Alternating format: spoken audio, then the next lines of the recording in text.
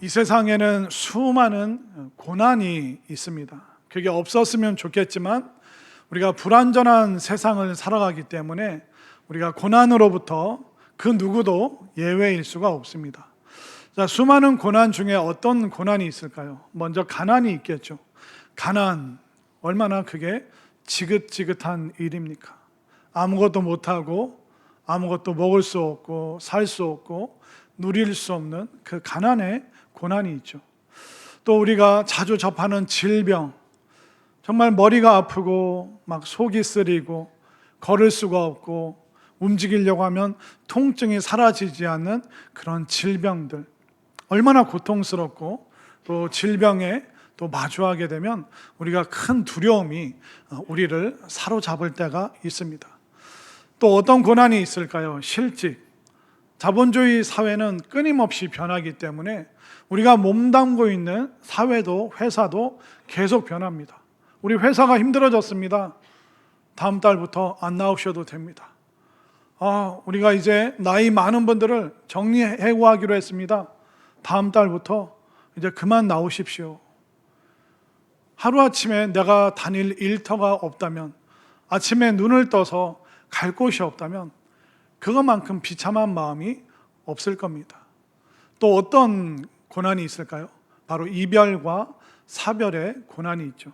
이별은 우리가 준비되지 않은 순간에, 또 준비되었다고 해도 막상 그 이별을 마주하는 순간, 부모님이 내 곁을 떠나고 배우자가, 심지어 내 자녀가 먼저 내 앞에 앞서서 갈 때, 이것을 뭐라고 위로하고 뭐라고 우리가 격려할 수 있을까요? 이처럼 우리 인생에는 수많은 고난이 있습니다. 가난과 질병과 실직과 또 가슴 아픈 이별들이 있죠. 자, 이 많은 고난 중에 제일 큰 고난, 제일 아픈 고난이 뭔지 아세요? 그건 바로 내가 지금 겪고 있는 고난.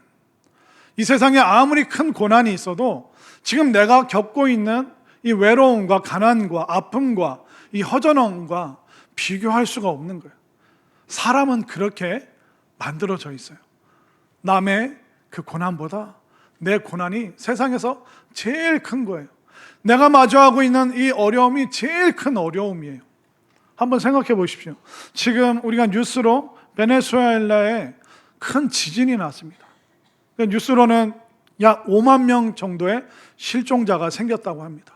뉴스를 보니까 그 거대한 건물이 아파트인지 뭔지 그게 순식간에 와르르 무너지는 걸 봤습니다. 그리고 한 아이가 그 폐허 잔해 속에 파묻혀서 오른팔만 나와서 살려달라고 구조를 요청하는 그런 모습을 봤습니다. 여러분들, 5만 명이 실종됐다는 것은 연락 두절이에요. 연락 두절됐다는 것은 우리가 최후를 생각해야 된다는 거예요. 그런데 그들 중에는 일가족이 하루아침에 세상을 떠날 수도 있겠죠. 그리고 모두 다 떠나고 나 혼자만 남은 사람, 또 가족들 다 살렸는데 한 명을 잃어버린 사람도 있겠죠. 그런데 그 아픔이, 그 지진이, 그 실종이, 그 매몰된 게 우리가 아픔으로 느껴지나요? 내가? 그거 그냥 화면이잖아요. 그냥 장면으로 느껴지지 그건 내 아픔으로 못 느낀다고요. 사람이 이렇게 만들어져 있어요. 그렇기 때문에 수많은 세상 고난 많이 있지만 지금 내가 마주하고 있는, 내가 겪고 있는 이 불편함이 이 세상 그 무엇보다도, 굶주림보다도, 가난보다도, 죽음보다도 내가 마주하고 있는 게 세상에서 제일 힘든 거예요. 그러면 이런 고난을 우리가 어떻게 생각해야 될까요? 고난은 나쁜 거야. 이건 회피해야 돼. 고난은 나에게 무익한 거야. 아니요. 하나님께서는 이 고난을 통해서 우리를 새롭게 빚어가시고, 이 고난을 통해서 우리를 구원하시고, 이 고난을 통해서 하나님의 뜻을, 하나님의 새로운 계획을 우리에게 주신다는 것을 여러분들 분명히 믿으시기를 바랍니다. 그렇기 때문에 우리가 고난 안에서 훈련되잖아요. 그럼 고난만큼 또 유익한 것이 우리에게 없다는 것입니다. 그래도 여러분들, 목사님, 그래도 내가 마주하고 있는 이 현실, 남들에게 설명할 수 없고 또 남들에게 이야기했다가 오해를 받고 남들이 나를 얕잡아 볼까 봐 말할 수 없는 이 고통과 이 고난, 그건 현실이잖아요. 그건 엄연히 내가 겪고 있는 일이잖아요. 그 일 앞에서 내가 어떻게 해야 됩니까? 그렇게 묻는 분이 계시다면 여러분들이 가장 먼저, 나보다 먼저 고난을 겪으신 예수님을 여러분들이 똑바로, 진짜 예수님을 자세히 여러분들이 바라볼 수 있게 되기를 바랍니다. 왜 고난의 때 우리가 구원자 되시는 그 예수님을 바라봐야 될까요? 예수님이 나보다 먼저 극심한 고난을 겪으셨습니다. 그렇기 때문에 우리를 위로할 수 있는 분은 예수님밖에 없다는 거예요. 한번 오늘 본문 말씀 1절을 한번 볼까요? 자, 1절 말씀에 보면 그리스도께서 이미 육체의 고난을 받으셨으니, 이미 우리보다 먼저 육체의 고난을 받으셨다. 이 육체라는 말은 뭐냐면 실제로 예수님께서 우리보다 먼저 실제로 우리가 겪는 고난보다 더 극심한 고난을 겪으셨다라고 오늘 성경이 말하고 있습니다. 예수님이 도대체 무슨 고난을 겪으셨을까요?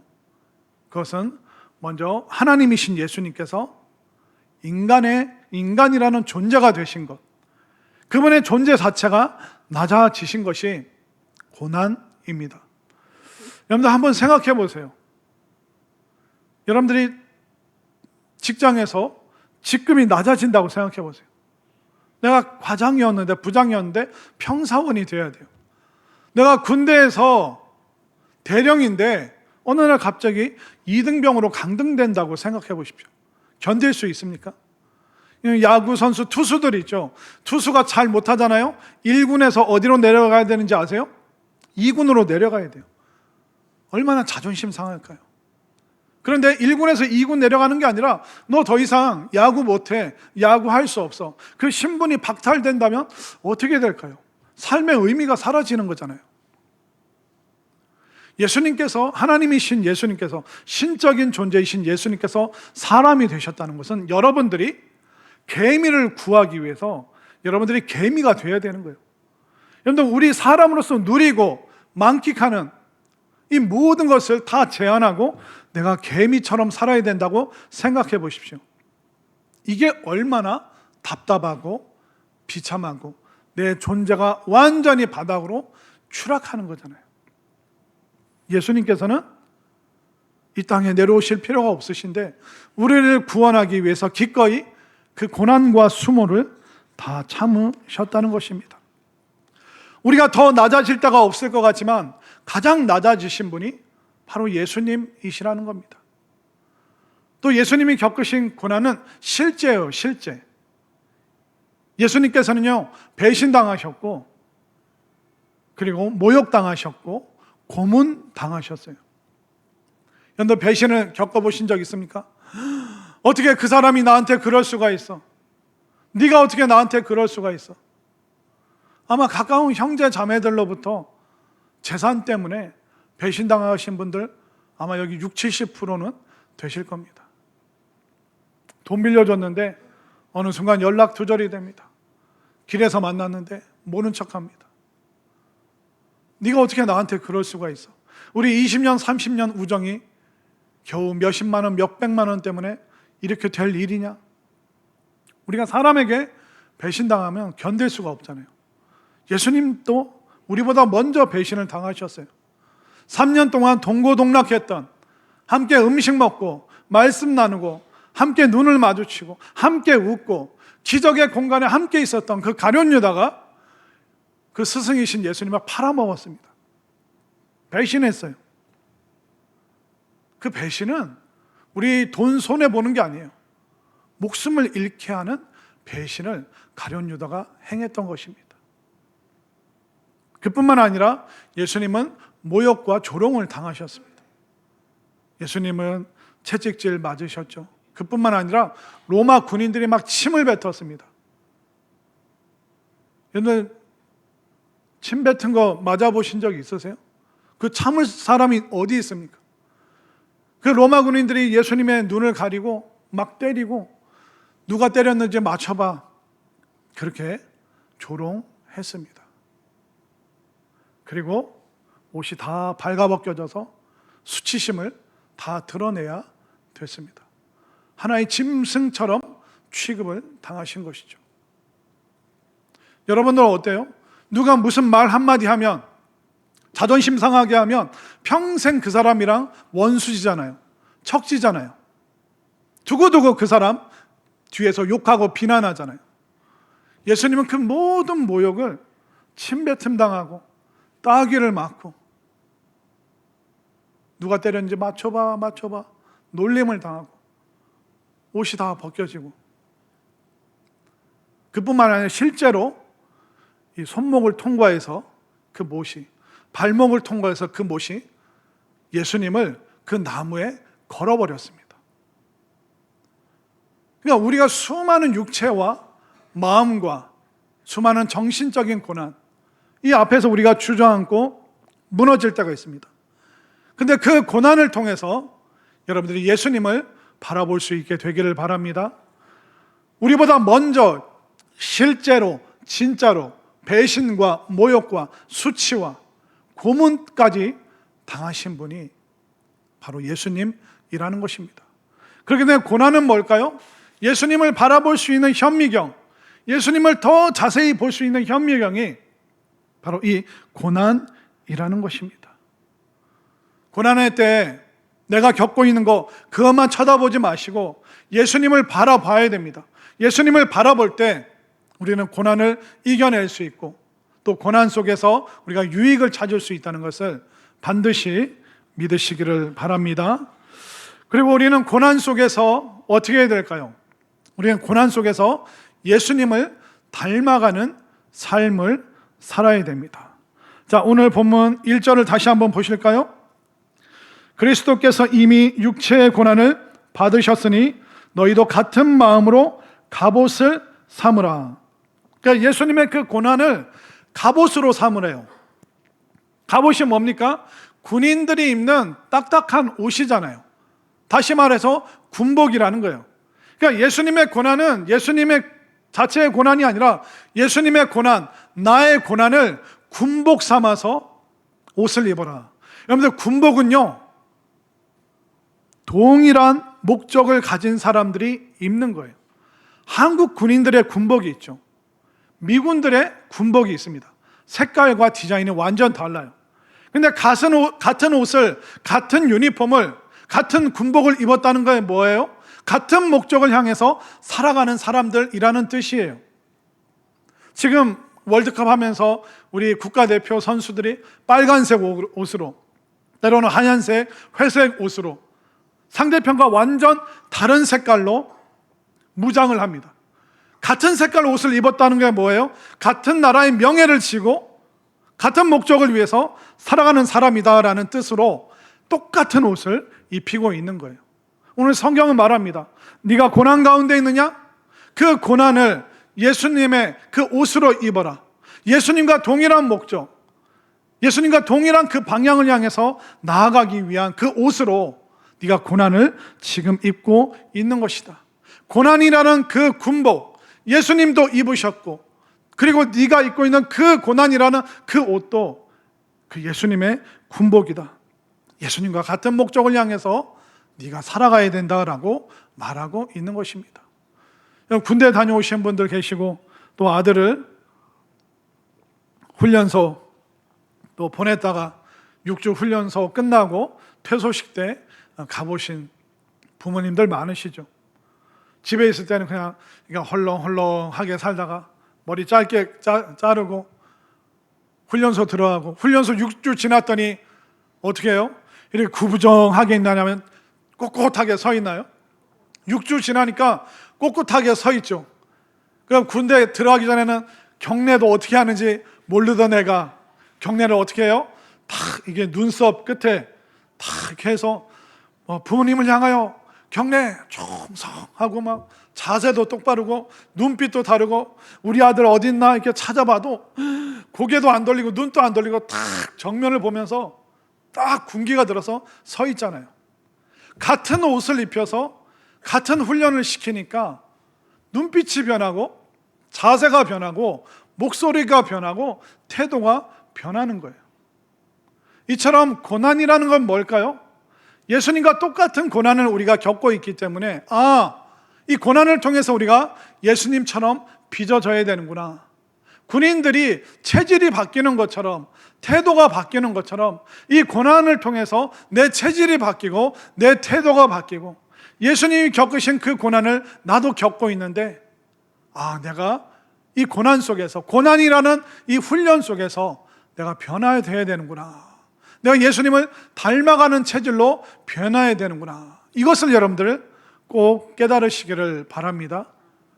고난은요, 사람의 체질을 완전히 바꿔놓을 수 있습니다. 사람 안 변한다고 하잖아요. 그 사람 안 변해. 근데 고난이라는 용광로에 확 들어가잖아요. 고난이라는 훈련소에 들어가잖아요. 그럼 사람 바뀌더라고요. 체질이 바뀌고 태도가 바뀌고 눈빛이 바뀌는 거예요. 예전에 그 텔레비전 프로그램 중에 세상에 이런 일이, 그런 거 아시죠? 그 뭐 있을 법하지 않은 것들을 취재해서 사람들에게 이제 보여주는 일인데, 그때 이제 어떤 내용이 나왔냐면 김치 먹는 개라는 주제가 나왔습니다. 여러분, 개가 김치를 먹나요? 안 먹죠. 보통 이 집에서 키우는 옛날 개들이 잡식성이잖아요. 고기도 먹고 또 그냥 키우다 이제 남은 밥 주면 그 밥도 그냥 냠냠 하고 그냥 잘 먹고, 고기가 그 개들이 이것저것 안 가리고 다 먹어요. 근데 그 집 할머니가 키우는 개는 김치만 먹는데 일절 다른 거 안 먹고. 그래서 이 PD가 너무 신기해서 진짜 그런지 테스트를 하는 거예요. 그래서 요즘에 사료도 나오잖아요. 그래서 맛있는 냄새가 나는 그 사료랑 그리고 김치 줬더니 이 개가 뭘 먹을까요? 어떻게 아셨어요? 넙죽넙죽 김치만 먹더라는 거예요. 그래서 그 다음날 안 되겠다. 그래서 맛있는 보쌈 있잖아요. 살코기를 착 기름진 거 썰어가지고, 그러면 따로 안 넣고 김치 담는 그릇에 반은 보쌈 수육을 넣고 반은 김치를 넣었어요. 여러분들 같으면 뭐 먹을 거예요? 같이 싸서 먹겠다고요? 근데 그 밥그릇에 있는 거 안 먹는 게 좋을걸요? 자, 이렇게 나누니까 테스트하는 거잖아요. 근데 희한하게도 이 개가 뭐만 먹을까요? 고기는 다 걸러내고 김치만 먹더라는 거예요. 너무 신기하잖아요. 근데 이 김치만 먹는 이 개 스토리 뒤에는 슬픈 사연이 있어요. 왜 그렇게 됐냐면, 이 개가 떠돌이 개였대요, 동네에서. 근데 사람들이 돌 던지고 구박하고 막 깨갱하면서 이제 이리저리 쫓겨다니고, 그러니까 아무것도 못 먹고 이 개가 어느 날 풀썩 쓰러진 거예요. 그러니까 동네 개니까 그걸 알던 할머니가 그 개를 데리고 가서 집에서 잘 씻기고, 이게 뭘 먹여야 되는데 이 할머니도 가난하니까 밥이랑 김치밖에 없으니까 그 김치 헹궈가지고 씻어가지고 입에 조금 넣어줬더니 그걸 조금씩 받아 먹더래요. 또 주니까 또 받아 먹고 또 받아 먹고, 더 크게 썰어서 주니까 넙죽넙죽 그 김치 먹다가 벌떡 일어난 거예요. 하루아침에 이 개가 잡식성이에요. 냄새나는 고기를 훨씬 잘 먹죠. 김치 안 먹어요. 그런데 이 개가 왜 김치를 먹을 수밖에 없어요? 절절한 사연. 그 개가 그럴 수밖에 없었던, 내가 죽다 살아났는데 내 죽음의 고비에 내려온 그 동아줄이 씻은 김치였던 거예요. 그 김치 먹고 살아났으니, 김치 먹고 회복되었으니 이 김치가 나를 살린다. 이거 먹으면 산다. 그 절절한 깨달음, 그게 그 개의 체질을 완전히 바꿔놓은 거예요. 여러분들 고통을 겪잖아요. 죽음과 같은 극심한 고통을 겪잖아요. 개도 바뀌어요. 개도 변화돼요. 근데 여러분들 과거를 한번 생각해 보세요. 여러분들 가난했잖아요. 질병의 문제 있었잖아요. 실직의 문제 있었죠. 수많은 이별을 경험했잖아요. 그 고난을, 고통을 여러분들 허비하고 낭비하신 거 아니에요? 그 고난과 고통을 통해서 내 체질이 변해야 되는데, 그 고난과 고통 속에서 내가 그때 예수님 봤어야 되는데, 예수님과 같은 고난의 갑옷을 입고 나도 예수님처럼 체질이 변했어야 되는데, 예수님으로 내가 닮아갔어야 되는데, 여러분들 혹여나 지나간 그 과거, 그 고난과 고통의 시간을 낭비하셨던 분이 있다면 더 이상 그 고난을 낭비하지 마시고 그 고난 속에서 여러분들의 체질이 예수님의 체질로 변화될 수 있게 되기를 바랍니다. 그뿐만 아니라 우리가 알아야 될 것은 뭐냐면, 고난이 오면 우리가 잃어버리는 것만 생기는 게 아니에요. 고난이 오잖아요. 잃는 것도 있어요. 그러나 고난이 오면 우리가 얻는 게 있습니다. 이 얻는 게 뭐냐면 영원한 것을, 너무나도 놀라운 것을 우리가 얻게 됩니다. 자, 2절을 한번 보실까요?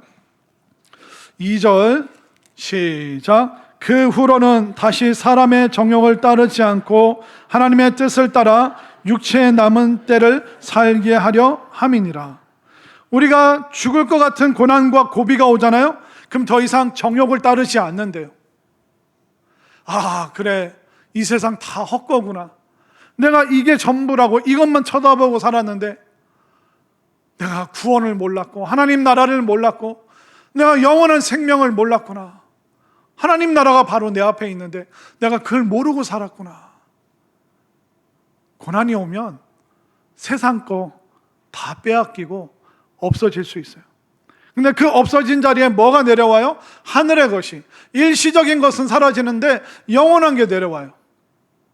일시적인 것은 없어지는데 영원한 것만 남게 되는 새로운 것을 얻는 순간이 바로 죽음과 같은 고난의 때라는 것이죠.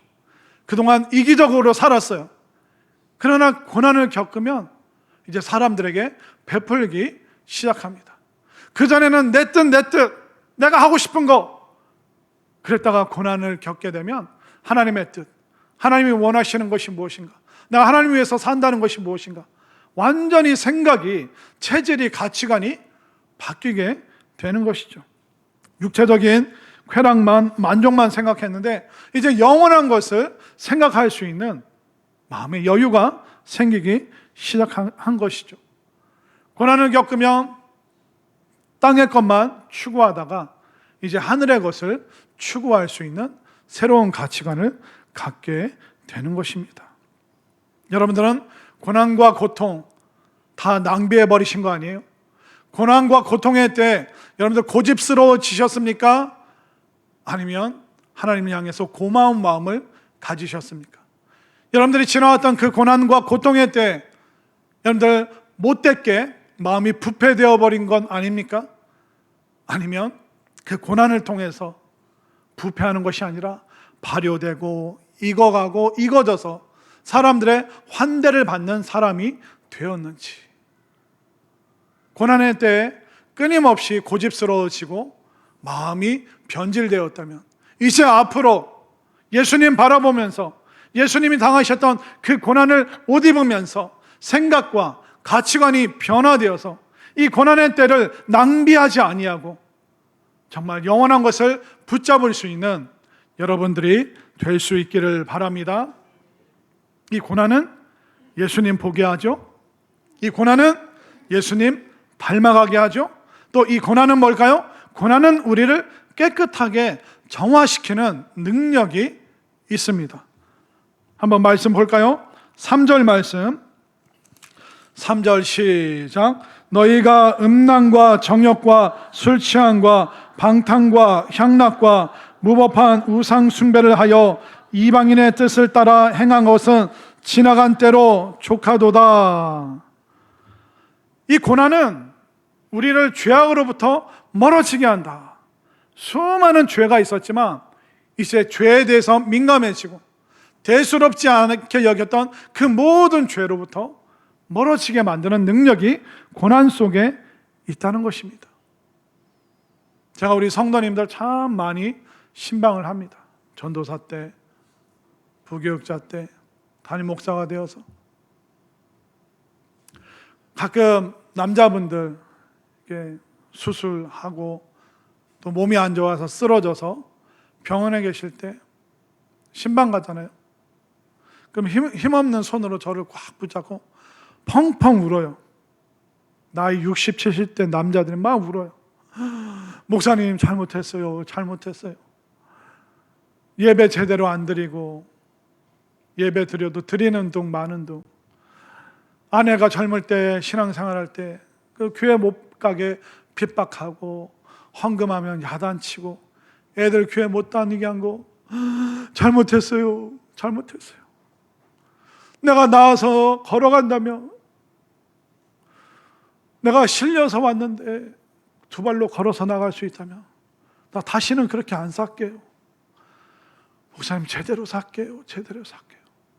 그런 뜨거운 눈물을 흘리는 남자분들을 참 많이 만났습니다. 고난이 없었다면 얼마나 강팍했을까요?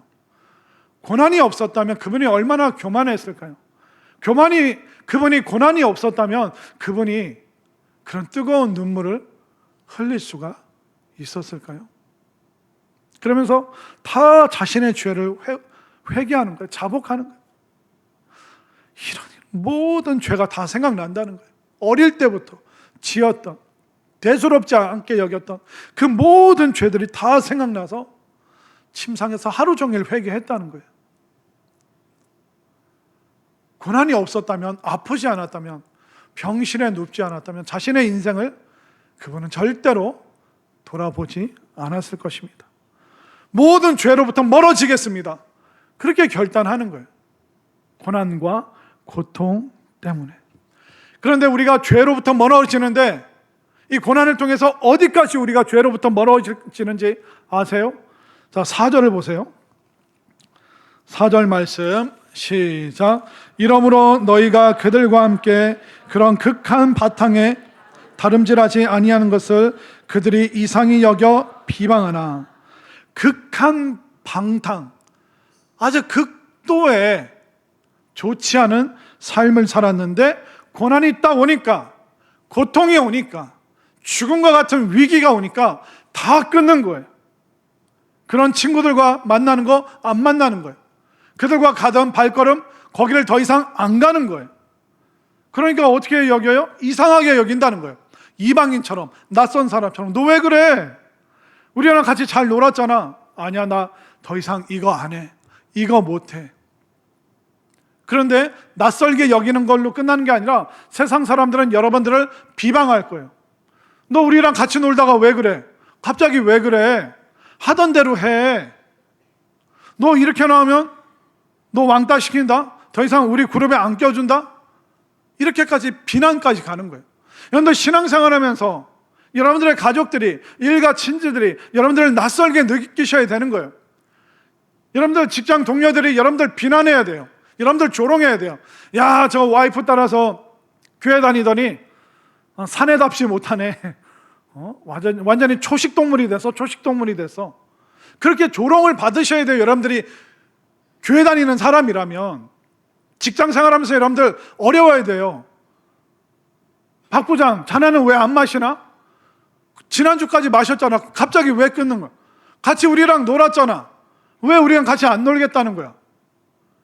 이런 비난과 비방을 받지 않으셨다면 나는 신앙생활 했나? 아니면 교회에 그냥 왔다 갔다 하는 종교생활 했나?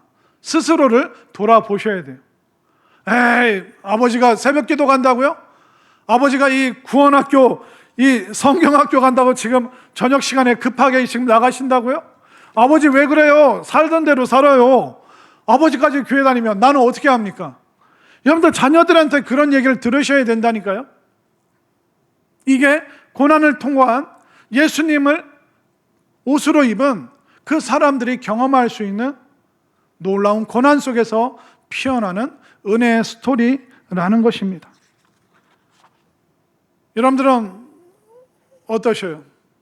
세상 사람들이 여러분들 똑같이 생활하면 와, 우리랑 같이 마셔주고 우리랑 같이 놀아주고 야, 너무 좋아. 앞에서는 친구들이 그렇게 말하죠. 뒤에서 뭐라 하는지 아세요? 야, 교회 다니는 것들도 다 똑같아. 말은 안 하는데요, 뒤에서 그렇게 수근수근 거리는 거예요. 누구를 욕되게 하는 걸까요? 예수님을 욕되게 하는 것이죠. 우리가 예수님을 바라보고 예수님을 닮아가야 되는데 친구들과 적당한 합의를 보고 타협을 하고 적당하게 맞춰주면 우리는 앞에서는 칭찬받지만 뒤에서는 조롱해요. 그런데 앞에서 비난을 받을지언정 여러분들 한번 결단을 해보세요. 그렇지 않다면 여러분들이 또 고난의 순간에 또 똑같은 모습, 또 그냥 종교인이 되어 버리는 거예요. 우리가 고난의 때 정말 주님께 나와야 되는구나, 주님 만나야 되는구나, 이 땅의 것이 전부가 아니라 영원한 것을 내가 소유하고 있는가, 나 하나님 나라 지금 붙잡고 있는가. 오늘날 얼마나 많은 그리스도인들이 적당한 선에서 목사님이 이 이상 요구하지 마세요, 내가 이 정도 할게요, 이 정도 봉사하면 됐잖아요, 더 이상 요구하지 마세요. 그런 분들이 오늘날 참 많습니다. 고난 한번 겪어보실래요? 우리가 과거에 고난 겪었는데 거기서 얼마만큼 성장하셨습니까? 얼마만큼 변화되셨습니까? 그 고난을 겪었는데도 또 똑같이 또 과거로 돌아간다면 얼마나 그게 어리석고 또 후회가 남을 일이겠습니까? 그래서 여러분들을 위해서 애를 쓰는 거예요, 교역자들이. 어떻게 하면 더 예배를, 어떻게 하면 말씀을, 어떻게 하면 여러분들 더 예수님께로 가까이. 이 성경 공부 이제 7월 7일부터 시작하는데 이 관심이나 두셨어요? 할 사람이나 해라. 나는 이미 구원받았다. 예배까지 드리는데 내가 저것까지 어떻게 하냐. 우리 안수 집사님들, 권사님들 몇 명이나 신청했어요? 담임 목사가 앞에서 북치고 장구치고 하는데 비전 컨퍼런스 할 때, 어웨이크 할 때, 하나님 나라 세미나 할 때 몇 명이나 가셨어요? 이번에 성경 공부 과연 안수 집사님, 권사님들 몇 명이나 신청할까요? 여러분들 임직 받을 때 뭐라고 그랬어요? 담임 목사님을 도와 교회를 굳건하게 세워가겠습니다. 약한 자들을 신방하고 그들을 위해서 기도하고 믿음의 사람이 되겠습니다. 그런데 교회에서 아무리 뭔가 진행을 해도 어떤 일정 범위, 이 정도면 됐잖아요, 그 이상 요구하지 마세요. 여러분들 죽을 곱이 와서야, 그때서야 하나님 앞에 나오시겠어요? 여러분들 심각한 질병 걸리면 다 끊잖아요. 의사 선생님 몇 월 며칠까지 오세요, 3개월 후에 오세요. 그럼 여러분들 어떻게 해요? 만사 다 제쳐놓고 그게 최우선이잖아요. 하나님이 그렇게 우스우세요? 우리가 영원한 시간 앞에서 그렇게 하나님 앞에 시간 드리는 게 그렇게 아까우세요? 신앙생활 하면서 어떤 결단을 하셨습니까? 신앙생활 하면서 어떤 변화가 있었어요? 정말 여러분들이 수많은 목회자 만났는데 그 목회자와 한마음 한 팀이 돼서 함께 뛰어다녀 본 적 있으세요? 그런 거 한 번도 없으면서 우리는 안수집사가 되고 권사가 되고 장로가 되고 목사가 되고, 부끄럽게 여기셔야 돼요. 내가 왜 시간을 못 내지? 마음을 못 내는 거예요. 고난 한번 겪어보실래요? 그때서야 정신 차리고 오실 거예요.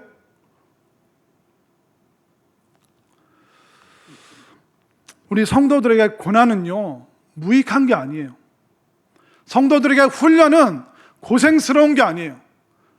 고난과 훈련이 없으면 우리는 옛날 모습 그대로 변질된 상태로 종교인의 모습으로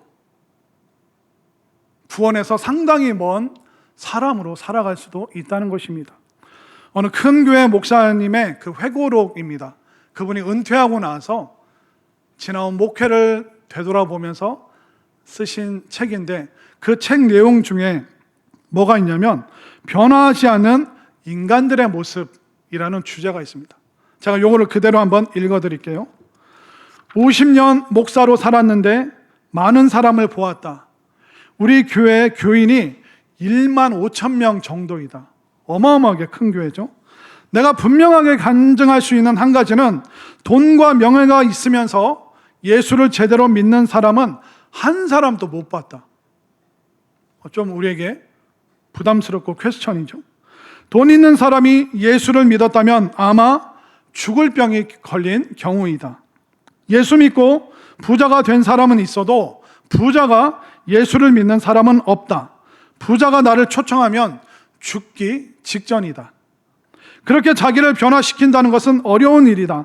그러므로 돈 있고 명예 있고 잘난 사람이 예수 믿으려면 어떤 은총적인 계기가 만들어져야 한다. 즉 죽을 지경이 되어야 한다. 그렇지 않으면 힘들다. 배추에 소금을 뿌리면 숨이 죽는다. 사람도 마찬가지다. 고난이라는 소금이 뿌려져야 숨이 팍 죽어서 복음을 받아들이게 되는 것이다. 그래서 잘난 사람에게 고난이 닥쳐서 숨이 팍 죽어서 예수 믿었다면 그 사람의 고난은 축복이다. 고난을 통하여 영적 체질이 바뀌어져서 복음을 받아들이게 되었기 때문이다. 고난이 나쁘기만 한 것은 아니라는 것입니다. 고난은 우리를 정화시켜주는 거예요. 죄로부터 우리를 멀어지게 하는 거예요. 여러분들이 살기 위해서 의사 선생님 말 무조건 듣잖아요. 우리가 영원히 살기 위해서 어떻게 해야 돼요? 예수님의 말씀을 들어야 돼요. 지금 여러분들 예배 드릴 때 느낌이 어떠세요? 말씀 들을 때 느낌이 어떠세요? 우리 찬양대 찬양할 때 느낌이 어떠세요? 여러분들 생각과 감정을 사로잡고 있는 게 뭐예요? 그냥 교회 일이니까 행사니까 준비하는 거예요? 여러분들 안 나오면 뭔가 껄쩍지근하니까 예배 오시는 거예요? 예배 안 오면 교통사고 날 것 같고 무슨 안 좋은 일이 생길 것 같고. 정말 우리가 그런 식으로 교회 다니지 말고 진짜 살아계신 예수님, 전능하신 예수님, 정말 내 인생을, 운명을 변화시킬 수 있는 그 예수님을 고난 가운데, 고통 가운데 여러분들 진짜 만날 수 있게 되기를 바랍니다. 여러분들 진주 아세요? 진주? 진주는 나무에서 따는 걸까요? 땅에서 캐는 걸까요? 바다에 있는 조개 속에서 나오는 게 진주입니다. 이게 어떻게 생기는 거죠? 조개 속에 까끌까끌한 모래 하나가 톡 들어와요. 그럼 조개는 두 가지 선택을 한대요. 하나의 선택은 뭐냐면 그 까끌까끌한 게 들어왔을 때 내버려 둔대요. 방치를 한대요. 아파도. 그러면 이 모래가 계속 돌아다니면서 살을 헤집고 헤집어진 살이 다 썩어버리는 거예요. 그럼 죽게 되는 거예요.